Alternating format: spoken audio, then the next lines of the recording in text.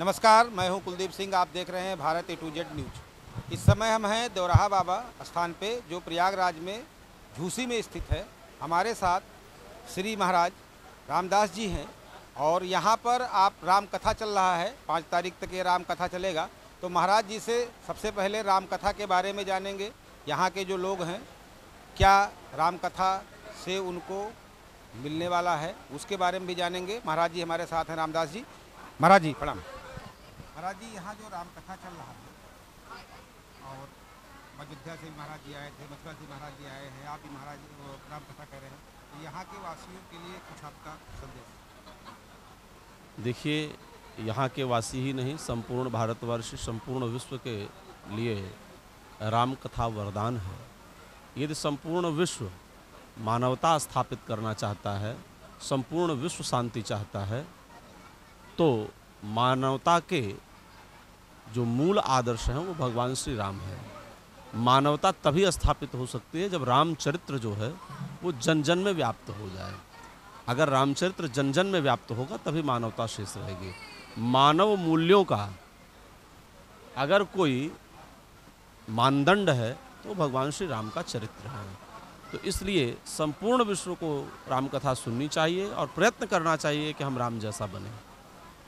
महाराज जी, ये जो राम कथा कहा जा रहा है, यहाँ के जो लोग हैं वो सुनने में यहाँ आते भी हैं, तो जो दूर दराज के लोग हैं नहीं सुन पाते, उनके लिए एक आपके यहाँ से प्लेटफार्म उसका भी है, फेसबुक का, ऑनलाइन का, थोड़ा उसके बारे में। जी, श्री देवराहा बाबा मंच नाम से जो है यूट्यूब पे चैनल है, आप उस पर सुन सकते हैं, लाइव सुन सकते हैं। एक और मामला महाराज जी है, सनातन धर्म को बहुत कलंकित करने वाला मामला है। एक अभी केरल में एक बच्ची के साथ आतंकवादी बनाने का मामला आया है और उसमें धर्म परिवर्तन, खास करके हिंदुओं को ले जाके दूसरे कास्टों में, क्रिश्चियन में भी आज का धर्म परिवर्तन हो रहा है, मुस्लिम में धर्म परिवर्तन हो रहा है। जो लोग पढ़े लिखे नहीं हैं उस पर थोड़ा आप अपना। देखिए, समाज जब धर्म से विहीन होगा, क्योंकि वो अपने जो उनकी किताबें हैं धार्मिक, उसके लिए वो तटस्थ हैं। हम हिंदू अपने धार्मिक किताबों के लिए, अपने धार्मिक विचारों के लिए और अपने धर्म के लिए तटस्थ ही नहीं हैं। वो जागृत हैं, हम जागृत नहीं हैं, और हम अपने धर्म में कम विश्वास रखते हैं। इसलिए हमारी ये दुर्गति हो रही है, हमारे बच्चों की ये दुर्गति हो रही है। अगर हम धार्मिक होंगे और हम अपने धर्म के प्रति तटस्थ होंगे तो हमारे बच्चों की ये दुर्गति ही नहीं होगी। हम अपने बच्चों को मंदिर नहीं जाने देना चाहते हैं, अपने बच्चों को हनुमान चालीसा नहीं पढ़ाते हैं, हम अपने बच्चों को धार्मिक ग्रंथ नहीं पढ़ाते हैं, हम अपने बच्चों को मूवीज़ दिखा रहे हैं, हम अपने बच्चों को मोबाइल दे रहे हैं, हम अपने बच्चों को नाना प्रकार के जो है ऐसे मीडिया के प्लेटफॉर्म दे रहे हैं जिनसे हमारे बच्चे बिगड़ रहे हैं। अगर हमारा चिंतन नहीं होगा और हम केवल रुपया कमाने में व्यस्त हैं, तो अगर समाज रुपया कमाने में व्यस्त होगा तो उसके बच्चों की परवरिश कैसी होगी आप समझ ही सकते हैं।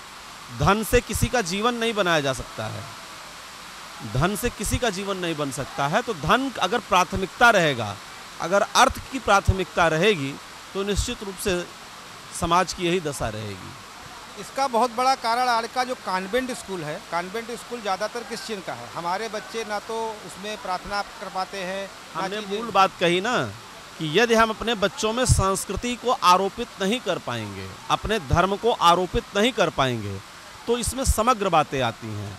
वो चाहे ईसाई मिशनरीज हों, या ईसाई विद्यालय हों, या क्रॉस बांटना हो, या मुस्लिमों का जो है इस तरह से तांडव नाम बदल करके और बहलाना फुसलाना, हमारी बच्चियों के साथ धोखा करना हो, ये सारी बातें उसी का अंग हैं।